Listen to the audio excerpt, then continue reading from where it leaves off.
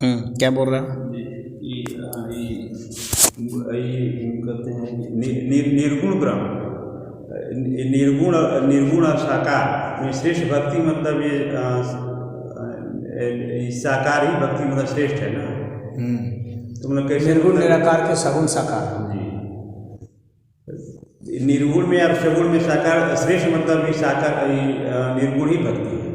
अरे सगुण भक्ति, सगुण साकार भक्ति ज़्यादा श्रेष्ठ है। श्रेष्ठ, हाँ। तो कैसे ये मुझे चाहता ना जी, उसमें मैंने कारण भी बताए थे।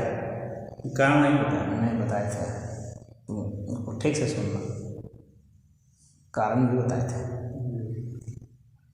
भगवान कृष्ण ने भक्ति योग अध्याय में हाँ इस विषय पर वो किया है, गीता में है। तो सगुण मतलब कि मूर्ति का पूजा करना, मतलब यही मतलब सगुण में आता है। सगुन का वो तो खाली एक हुआ सगुन। सगुन का मतलब खाली आकार ही एक गुण नहीं ना है। गुण मतलब हो गया सत रज तम, ये 3 गुण हैं। अब इन 3 गुणों के भी फिर बहुत सारे गुण आ जाते हैं, जैसे रंग भी गुण है, एक है, आकार भी एक गुण है, रूप एक गुण है, हाँ गति एक गुण है। तो इस तरह से जितने भी गुण हैं, जैसे तापमान एक गुण है, हाँ दबाव एक गुण है, ये सब गुण आ जाते हैं। तो जितने भी चीज़ तुम महसूस करते हो ये सब गुण के तहत ही आ जाएंगे। और जिसको कि हम अपनी इंद्रियों से महसूस कर सकते हैं, देखते हैं, ये सब गुण के तहत आ जाते हैं। तो वो सगुण और साकार, तो आकार का उसका मतलब है। तो अब इसको क्यों महत्वपूर्ण माना गया है, क्यों श्रेष्ठ माना गया है, उसकी बात है। सगुण भक्ति, हाँ सगुण साकार भक्ति। हाँ, तो इसके पीछे कारण क्या क्या है ये समझ लो। पहली बात है कि जो चीज़ हम इंद्रियों से महसूस करते हैं इस जगत में, उसके प्रति हमारे में एक प्रेम भाव उत्पन्न हो जाता है। हम इसके विरोध में खड़े नहीं होते हैं फिर, जबकि निर्गुण निराकार वाले जो हैं इसके विरोध में खड़े हो जाएंगे। तो जब भी आप किसी के भी विरोध में खड़े हो जाते हैं तो क्या होता है कि आपके भीतर में विरोध भाव की उत्पत्ति हो गई। चाहे बहाना कोई भी विरोध का, लेकिन विरोध भाव तो है आपके भीतर, घृणा भाव तो है, द्रोह भाव तो है, समझ रहे हो। तो बुनियादी रूप से उसको यहाँ लड़ाई करनी पड़ती है, और इससे इनकार तो कर नहीं सकते क्योंकि यहाँ ये साक्षात है। तुम्हारा निर्गुण साक्षात नहीं है, निर्गुण है कि नहीं इस पर प्रश्न उठ जाएंगे, तर्क होंगे, लेकिन सगुण है इस पर प्रश्न नहीं हो सकते। क्यों? क्योंकि ये सबके अनुभव में है, ये वैज्ञानिकों के भी अनुभव में है, तो तर्क की दृष्टि से ये खड़ा है। और आप जब इसके खिलाफ में खड़े हो गए तो आपके भीतर में जो है उस तरह के विद्रोह की भावना उठ जाएगी, जहर बनता जाएगा। और आकार भी सबके अनुभव में है। तो एक तो विरोध और घृणा की भावना आप में आएगी, और कभी भी आप इंद्रियों को नज़रअंदाज तो कर नहीं सकते, चाहे आप आँख फोड़ लें, चाहे कान फोड़ लें, हाँ चाहे अपनी त्वचा को छील दें तो आप तो इससे मुक्त नहीं हो सकते, ये तो रहेगा ही रहेगा। तो सगुण साकार की भक्ति वाले क्या है कि उनकी शुरुआत ही प्रेम से होती है। तो वे सबको साथ लेते हुए चलते हैं, वो खिलाफ में नहीं खड़े होते, इसलिए उनके मन में करुणा, दया, अहिंसा, प्रेम ये सब भाव शुरू से ही भरने लगता है। और अब ये जो साकार और सगुण की जब वे आराधना करते हैं, वे यह मान के चलते हैं कि यहाँ जितने भी हैं सब प्रभु के ही रूप हैं। तो उसको हर जगह प्रभु के रूप के देखने की शुरुआत होने लगती है, और समर्पण उसमें तेज़ी से होने लगता है। समर्पण भाव उसमें बहुत आसानी से होने लगता है, तेज़ी से होता है। और अध्यात्म में आगे जाने के लिए सबसे महत्वपूर्ण समर्पण ही होता है। तो समर्पण के आधार पर, प्रेम के आधार पर, लॉजिक के आधार पर वह व्यक्ति आगे चला जाता है, सगुण साकार वाला। अब उसको जब वो इसकी सूक्ष्मता में उतरता जाता है तो उसके भीतर की जो निराकार तत्व है उसको भी वो महसूस करने लगता है बाद में। और साकार के भीतर जो निराकार है उसको भी वह महसूस करने लगता है, उसका अंतिम फिर लक्ष्य हुआ हो जाता है, और फिर वह उसको भी वह परब्रह्म परमेश्वर समझता है। तो उसकी लगातार प्रगति होती रहती है। और जो निर्गुण निराकार वाला है इनको शुरू से संघर्ष करना पड़ता है, तर्क बुद्धि पर भरोसा करना पड़ता है कि ये नहीं है, वो नहीं है, हाँ ये बदल रहा है तो ये मिथ्या है। हाँ, अब उसको ये सिद्ध करने में आफत हो जाती है कि बदल रहा है तो मिथ्या क्यों है, बदल रहा है तो बदल रहा है, बस यही मानोगे ना, झूठ कैसे मानोगे? ये तो बदल रहा है, बस ये मान सकते हो कि इसका गुण है बदलना, लेकिन इसको तुम इनकार नहीं कर सकते इसके अस्तित्व से। कैसे इनकार करोगे? क्योंकि तुम स्वयं बदल रहे हो, तुम जिससे जांच कर रहे हो तुम्हारी बुद्धि वो भी बदल रही है। तुम आगे जिस तर्क से बुद्धि से कर रहे हो वो तर्क भी तो बदलता है। जब ये बदल रहा है तो वो तर्क बुद्धि भी बदलेगी, क्योंकि वो भी प्रकृति का ही अंग हुआ। तो उसको जो है अपने से ही विरोध करना पड़ जाता है, स्वयं से ही। अगर अपने तर्कों को बारीकी से ले जाएगा तो उसमें वो बहुत लंबा खींचता है, बहुत विवाद करता है, बहुत उपद्रव करता है, झगड़ा झंझट बहुत करता है, और तब जा कर के धीरे धीरे धीरे धीरे वो और उसकी शुद्धता में पहुँचता है। उसके लिए बहुत तीक्ष्ण बुद्धि चाहिए। तो निर्गुण निराकार की साधना करने वाले में बहुत जो तीक्ष्ण बुद्धि वाला है, हर एका दुक्का कोई व्यक्ति वही उसको पार कर पाता है, अन्यथा उसको पार करना मुश्किल होता है। एक बात तो ये है। दूसरी बात है कि इस समग्र अनंत अस्तित्व को जो हमको महसूस करना है तो हम अपनी ताकत से महसूस नहीं कर सकते, क्योंकि अनंत अस्तित्व विशाल है, अनंत है। वो तो हम बहुत सूक्ष्म हैं, छोटे हैं, उसके तुलना में हमारी हैसियत बहुत छोटी है। तो वह अनंत अस्तित्व ही हमारा हमको जब जनाना चाहेगा तो जनाएगा। हम उसे नहीं जान सकते, जानने पर तो फिर वो अनंत क्या रहेगा। तो अनंत अस्तित्व की कृपा से ही हम उसको जान सकते हैं, अनंत को, और वह प्रेम से ही होता है। वह जो है बिना प्रेम के संभव नहीं है। तर्क बुद्धि से उसे नहीं जान सकते, तर्क बुद्धि बहुत छोटी होती है। बुद्धि का एक छोटा सा अंश तो है तर्क, तो तर्क बुद्धि से उसे नहीं जान सकते, लेकिन हम प्रेम से जान सकते हैं, भाव से जान सकते हैं। हम मर जाते हैं तो हमारी बुद्धि कहीं रह सकती है, नहीं रह सकती है, लेकिन हमारा प्रेम तो रहता रहता है। प्रेम तो जब हम बेहोश भी हैं तब भी रहता है, तो उस अस्तित्व से जुटा हुआ है। और प्रेम तत्व जो है वो आधार है इस पूरे अस्तित्व का। तो जो समर्पण की भावना जो सगुण साकार वाले में होती है, उसके कारण क्या होता है कि प्रभु से स्वयं दर्शन देते हैं। हाँ, और निर्गुण निराकार को बहुत संघर्ष करना पड़ता है, क्योंकि उसे अपनी ताकत से वो करना है। जैसे कि बंदरिया का जो बच्चा है, बंदरिया को पकड़ा रहता है, बंदरिया इधर से एक डाल से दूसरे डाल कूदती है, तो उस बच्चे के ऊपर है कि वो बच्चा कितनी मजबूती से पकड़ा रहेगा। तो वो योगी का काम होता है, बहुत मजबूती से पकड़े रहना। और बंदरिया तो इधर से इधर छलांग लगा रही है और बच्चे को पकड़े रहना, कभी कभी गिर जाता है, मर जाता है। लेकिन जो बिल्ली का बच्चा होता है उसको तो उसकी माँ ही उठाती है, वो नहीं पकड़ता, वो तो छोड़ देता है अपना। बिल्ली की माँ जो है तो वो उसको उठा लेती है और उसको उठा करके ले जाती है जहाँ, तो उसको कुछ नहीं होता है, वो अपना छोड़ देता है। तो भक्त ऐसे ही होता है, वो छोड़ देता है, वो अपने संघर्ष नहीं करता है, वह सिर्फ आत्मसमर्पण कर दिया, बस हो गया।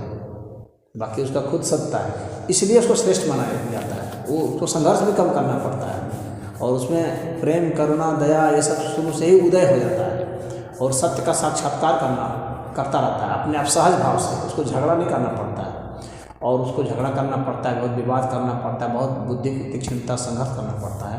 हालांकि उस तरीके से भी होता है, लेकिन अगर उसके बाद फिर उसका शुरू से संघर्ष रहा है तो इसका भी एक संस्कार पड़ जाता है। तो अगर उसको निराकार तत्व का बोध भी हो जाता है, फिर वो साकार से झगड़ा करने लगता है। यानी झगड़े से छुटकारा उसको नहीं हो पाता है आसानी से।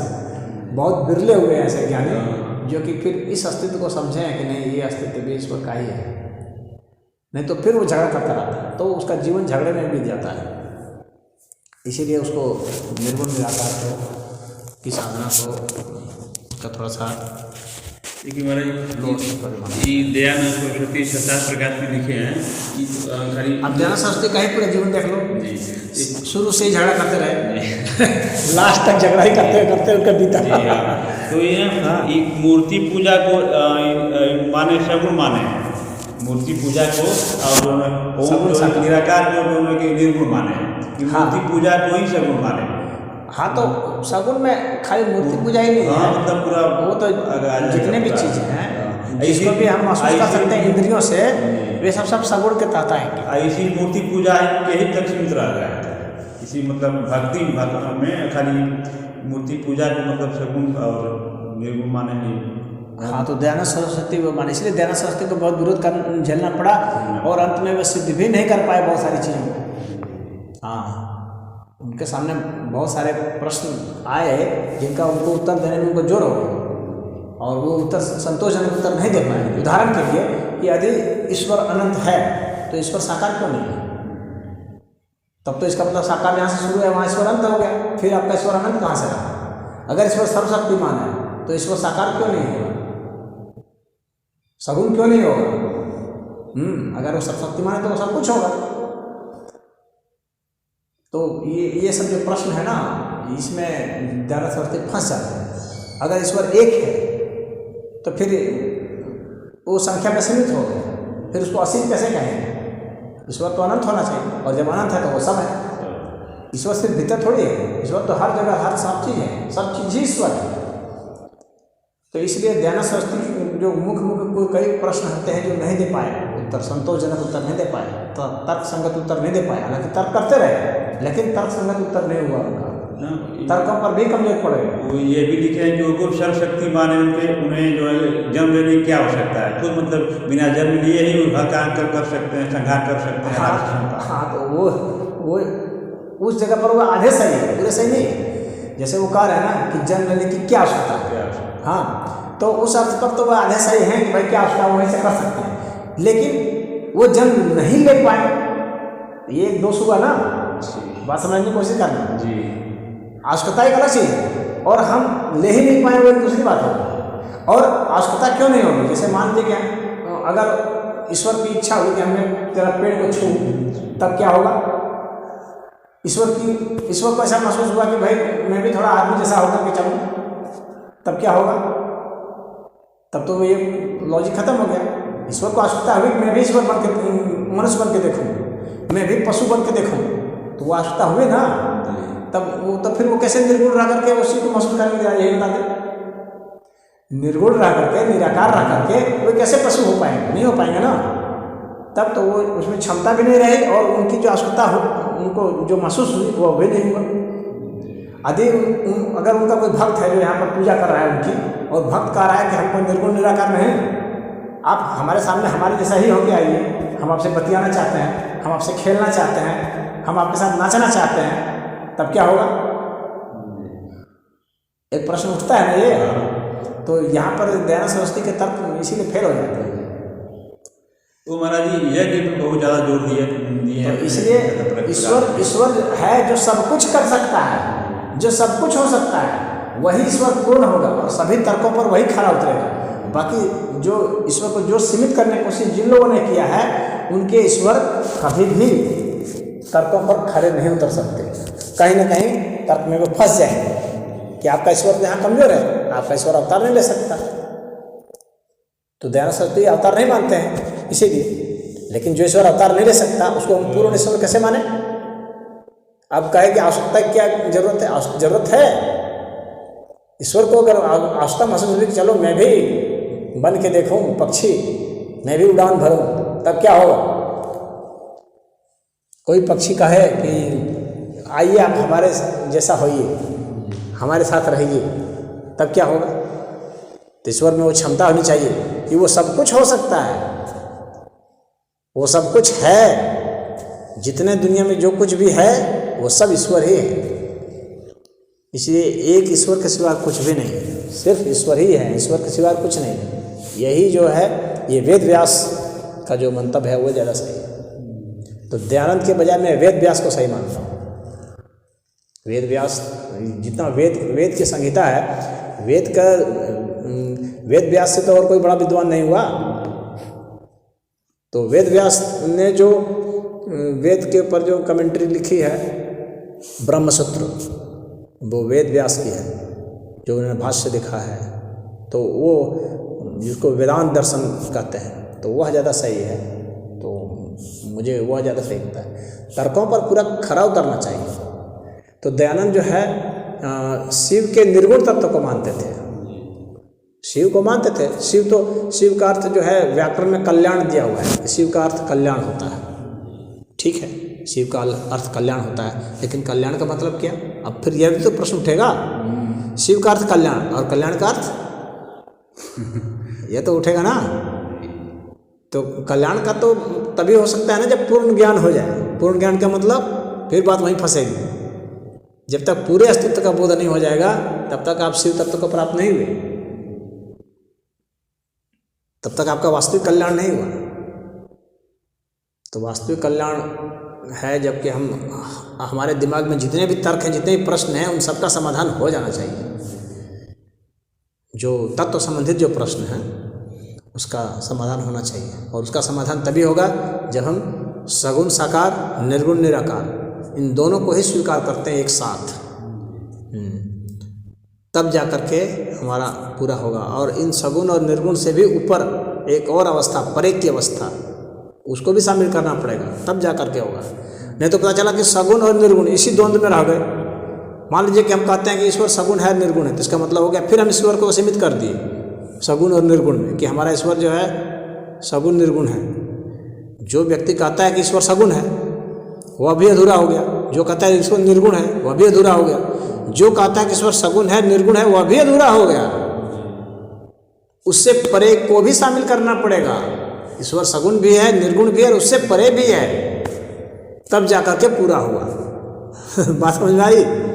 हाँ, उससे परे मतलब, उससे परे मतलब कि जो कि हम नहीं सोच पा रहे हैं। हाँ, जो उससे भी और भी कुछ है, हो सकता है वो और भी कुछ है, खाली सगुण और निर्गुण नहीं है वो, सगुण और निर्गुण से परे भी है। हाँ, और भी कुछ है जो कि हमारे दिमाग से बाहर की चीज़ है। तो जो हम लोग के अनुभव से बाहर की चीज़ है उसको परे कहा जाता है। और इसकी बात जिसने की है वह सही है। वो आकार भी है निराकार भी है, और आकार और निराकार से परे भी है। ये कंप्लीट हुआ। तो ये सब बातें जो होगी तो वही पूरा होगा, अन्यथा पूरा हुआ नहीं माना जाएगा। तो इसीलिए सगुण साकार की जो भक्ति है ना, ये इसलिए अच्छी मानी जाती है क्योंकि यहाँ से आप अच्छी शुरुआत करते हैं और कम एफर्ट में, कम मेहनत में आप यहाँ से आगे बढ़ते चले जाते हैं, और उसके बाद फिर आपको निर्गुण और निराकार का भी बोध हो जाएगा, और सगुण निर्गुण और साकार निराकार से परे का भी बोध हो जाएगा। इसलिए इस पद्धत को ज़्यादा सही माना गया है। और वैसे भी सामान्य आदमी की जो बुद्धि है और जो एहसास करते हैं, महसूस करते हैं, तो वो अपने इर्द गिर्द जो चीज़ है उसी से ना महसूस करेंगे। तो इसी से वो महसूस करते हुए चलते जाते हैं, तो वो ज़्यादा अच्छा है। हाँ, लेकिन बस खाली दिक्कत कहाँ आ जाएगी, जहाँ की खाली एक मूर्ति ले लिए, बस उसी को सोच लिए कि बस इतने भर है, तब फिर फंस जाएगा, फिर वो फंस जाएगा। वो उतने भर आपको नहीं मानना पड़ेगा, नहीं, उतना तो वो है ही, उसके अलावा और क्या है वो पता लगाओ। बात समझ में आ रही है? हाँ, तो